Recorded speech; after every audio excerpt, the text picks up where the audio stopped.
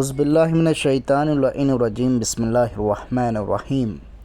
مومنین حضرات، آج ہم بات کریں گے والدین کے اوپر کہ والدین اگر آگ کر دیں تو کیا ہوتا ہے۔ سب سے پہلے اس مسئلے کو سمجھیں کہ آگ اس کو کہتے ہیں کہ انسان چاہے جتنا عابد ہی کیوں نہ ہو، چاہے جتنی عبادت کرتا ہو، لیکن اگر والدین اس کو اگر آگ کر دیں تو وہ جہنم میں جائے گا۔